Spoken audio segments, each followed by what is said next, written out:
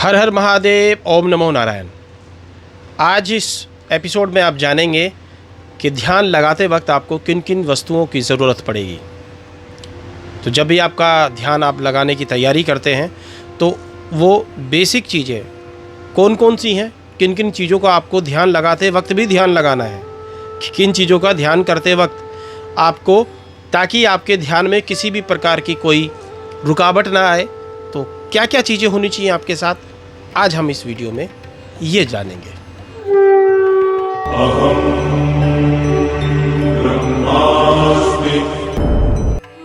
नमस्कार, ओम नमो नारायण।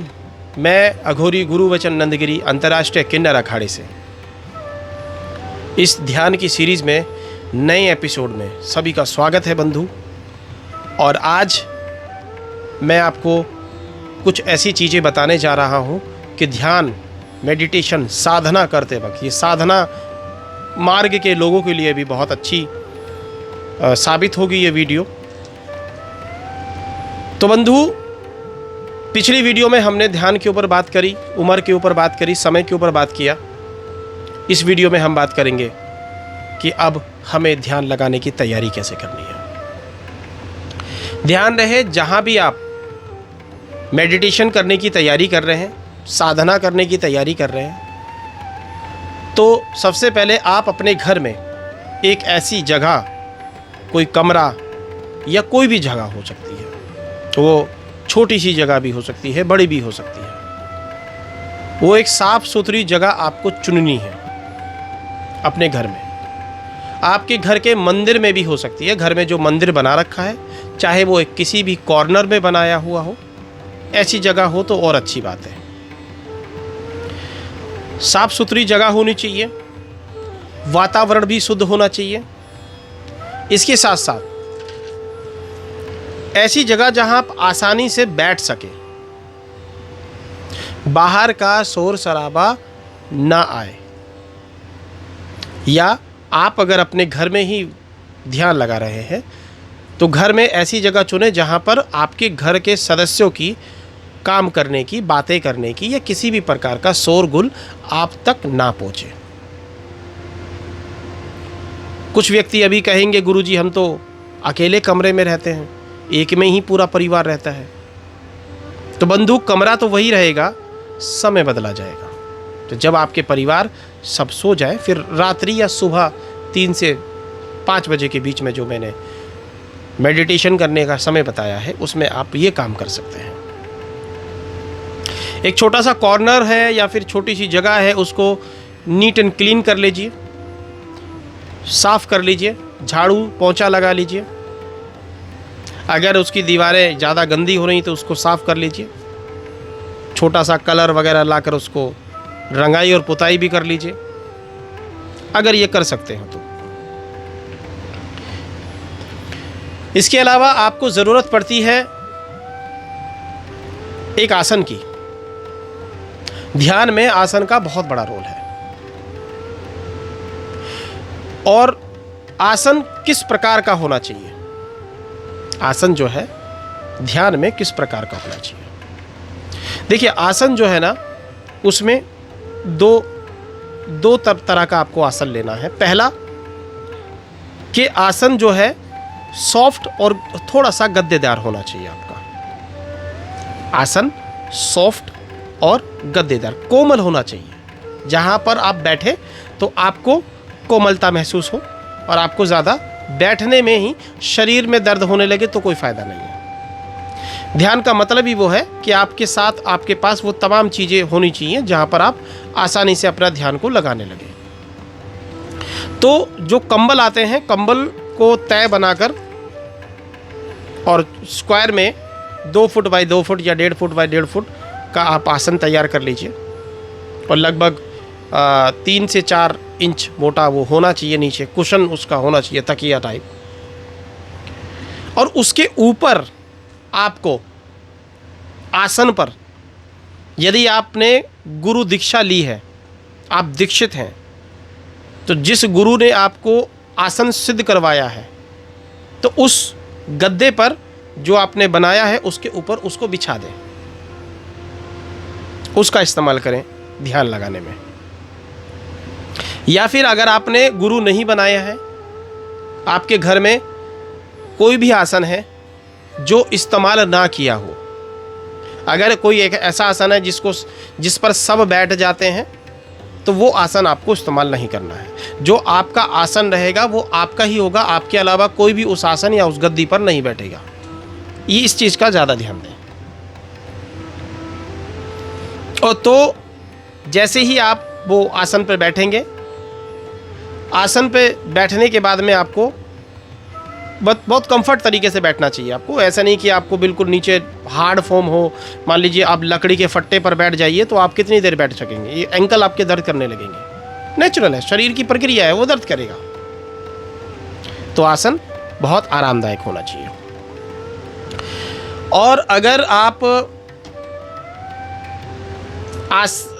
दीक्षित नहीं है, अगर आपने कोई दीक्षा नहीं ली है, तो आप क्या करें, सफ़ेद वाइट कपड़ा लाइए, सूती कपड़ा, और जो आपने गद्दी बनाई है उस सूती कपड़े, वाइट कपड़े को उस गद्दी के ऊपर रख दीजिए।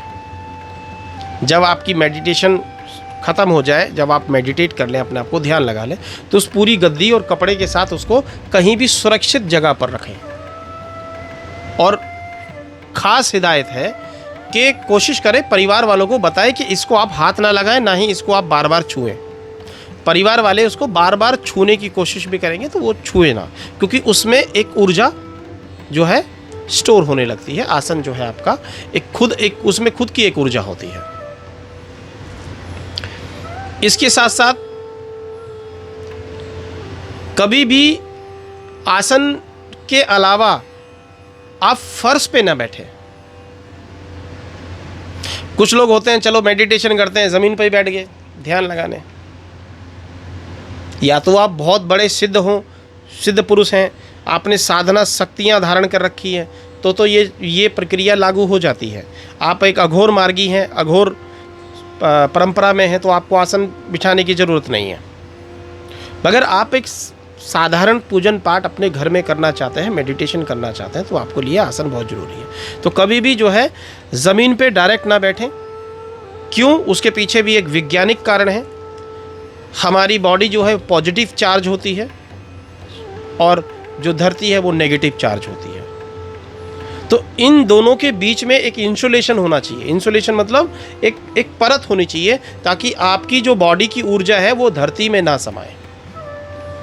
तो देखा गया है, हमारे जितने भी सिद्ध पुरुष हुए हैं, अभी भी हैं, साधु संत बहुत अच्छे अच्छे हैं, उन्होंने खास तौर पर अपनी वाणी में बोला है कि आपको आसन पर ही बैठकर ध्यान लगाना चाहिए, या जाप करना चाहिए, या आपको साधना करनी चाहिए।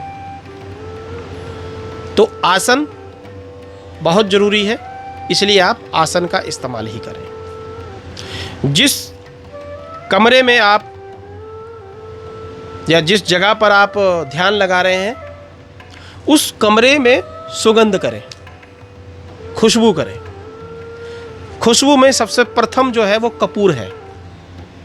कपूर की दानी, आजकल बिजली से चलने वाली कपूर दानी आ गई हैं, तो उसमें थोड़ा सा जल डालिए, कपूर की भीमसेनी कपूर का इस्तेमाल कीजिए। भीमसेनी कपूर जो है वो सबसे शुद्ध कपूर माना गया है, तो भीमसेनी कपूर का इस्तेमाल कीजिए। और जिस कमरे में आप मेडिटेशन कर रहे हैं उसमें पहले ये तैयारी कीजिए, पहले कपूर की सुगंध होने दीजिए। कोशिश करें कि आप जहाँ बैठे हैं और नज़दीक में ही कपूरदानी लगाने की व्यवस्था करें आप। अगर यह व्यवस्था नहीं है तो जाके बिजली वाले को बुलाइए, वहाँ पर आप व्यवस्था कीजिए कि आप जहाँ बैठे हैं वहाँ बिल्कुल नज़दीक आपके 2 मीटर के दायरे में ही वो कपूरदानी लगी हुई होनी चाहिए। कपूर की खुशबू से आपके दिमाग में जो ब्लड सर्कुलेशन है वो बहुत अच्छा होना शुरू हो जाएगा।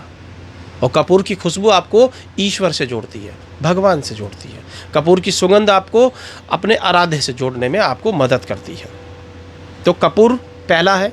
दूसरा, अगर कपूर नहीं हो पाता है तो आप धूप बत्ती का भी इस्तेमाल करते हैं, धूप जलाकर भी आप सुगंध कर सकते हैं। और ध्यान रहे, जो केमिकल से बनाई गई वस्तुएं हैं जैसे रूम फ्रेशनर वगैरह है, इसका इस्तेमाल ना करें। इसका आपके ध्यान या आध्यात्मिक मार्ग पे भी बहुत ज़्यादा फ़र्क पड़ता है। तो जितनी भी नेचुरल चीज़ें हैं सुगंध करने की सबसे अच्छा और बढ़िया जो तरीका माना गया है वो कपूर माना गया है। वो कीजिए। कोशिश कीजिए जहां पर आप ध्यान लगा रहे हैं वहां पर अपने आराध्य की एक मूर्ति या कोई फोटो वहां पर रखें, उनका एक आसन बनाकर रखें, लाल कपड़े से आसन बनाकर तो वहां पर रखें। तो जब वो आप छोटा सा एक स्थान बनाएंगे, बेशक घर में एक पूजा का मंदिर अलग है, सब लोग जहाँ कॉमन पूजा करते हैं, मगर आपकी ध्यान वाली जगह पर आप उनकी तस्वीर लगा सकते हैं, आसन पर बिठा सकते हैं, उनको विराजमान कर सकते हैं, चौकी बनाकर उन पर विराजमान कर सकते हैं। ऐसा करने से आप जब ध्यान लगाएंगे तो ध्यान लगाना है तो वो आपका जो ध्यान है बहुत अच्छा लगेगा और बहुत उससे सकारात्मक विचार आपके मन में उत्पन्न होते रहेंगे। ध्यान कभी भी नहीं लगाना है, मतलब आपको ध्यान कभी भी लगाना है, उसका सीमित समय एक निश्चित कर लें, एक टाइम डिसाइड कर लें आप कि एक टाइम डिसाइड करके उसी टाइम पर आपको ध्यान लगाना है। जिससे होगा क्या कि अब लगातार जब हमारा मस्तिष्क ये कहता है, विज्ञान भी ये कहता है कि लगातार अगर आप 21 दिन कोई भी समय पर एक कार्य करते रहेंगे तो ऑटोमेटिकली उस समय पर आपको तुरंत याद आ जाएगा, दिमाग अपने आप तुमको उस समय पर याद दिला देगा। तो जब भी आप ध्यान लगा रहे हैं तो एक टाइम डिसाइड करें कि मुझे सुबह 4 से 5 के बीच में करना है। सुबह 4 से 5 के बीच के लिए आपको 3 बजे उठना होगा, 3:30 बजे उठना होगा। तो अगर आप दिन में लगाते हैं शाम के वक्त जो मैंने 4 से 5 के बीच का समय दिया है, तो ज़रूरी नहीं है कि आप स्नान करके ही लगाएं। सुबह के वक्त अगर आप स्नान कर लेते हैं तो वो बहुत अच्छी बात है।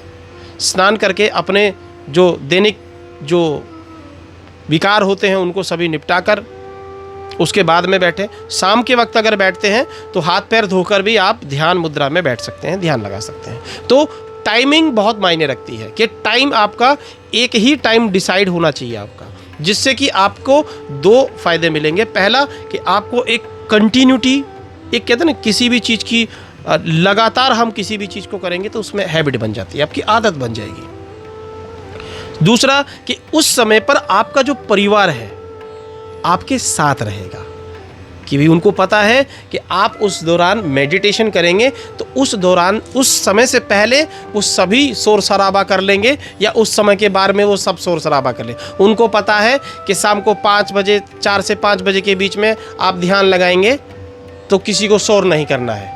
तो ये एक अच्छा एक सकारात्मक जो माहौल है आपके घर के अंदर उत्पन्न होने लगेगा, जिससे कि आपके घर के अंदर अच्छे अच्छे भाव आएंगे। और एक चीज़ और है, मैंने पिछली वीडियो में बोला था 4 से 5 बजे के बीच में अगर आप ध्यान लगाना चाहते हैं तो आप ध्यान लगाइए। कुछ लोगों के मेरे पास सवाल आए हैं जो कह रहे हैं गुरुजी हम 4 से 5 बजे के बीच में ध्यान नहीं लगा सकते, तो एक और दूसरा कोई समय है आपके पास तो वो बता दीजिए। तो 6 बजे से लेकर 8 बजे के बीच में भी आप ध्यान लगा सकते हैं। 6 से 8 के बीच में बैठिए, वहाँ पर आपको बहुत अच्छे भाव आएंगे। और ध्यान लगाने का समय जो है वो रात को 12 बजे से लेकर सुबह 3 बजे तक ना लगाएं। अगर आप 12 बजे से 3 बजे तक अगर आप तंत्र साधक हैं, अगर आप अघोर मार्गी हैं, आप साधना कर रहे हैं, तामसिक शक्तियों की साधना कर रहे हैं तो आपके लिए वो सही है। मगर आप नॉर्मल साधारण पूजन पाठ कर रहे हैं तो रात को 12 से 3 के बीच में नहीं करना है। ये वीडियो जैसी भी लगी है आपको मुझे कमेंट बॉक्स में बताएं। अपने सवाल हैं तो नीचे कमेंट में लिखें। अच्छी लगी है वीडियो तो लाइक करें, परिवार के साथ साझा करें। पहली बार है तो हमारे इस चैनल को सब्सक्राइब करें। माँ शमशान काली अघोर शक्ति पीठ की अगर आप सदस्य या फिर आप हमारे परिवार का हिस्सा बनना चाहते हैं, मंदिर में किसी भी प्रकार का दान मूर्ति के लिए, चाय पानी व्यवस्था के लिए करना चाहते हैं तो आप हमारे स्क्रीन पर जो QR कोड आ रहा है इसका स्क्रीनशॉट ले लीजिए और उस पर जाकर जो भी आपकी इच्छा करती है उसमें दान दीजिए। हर हर महादेव, ओम नमो नारायण।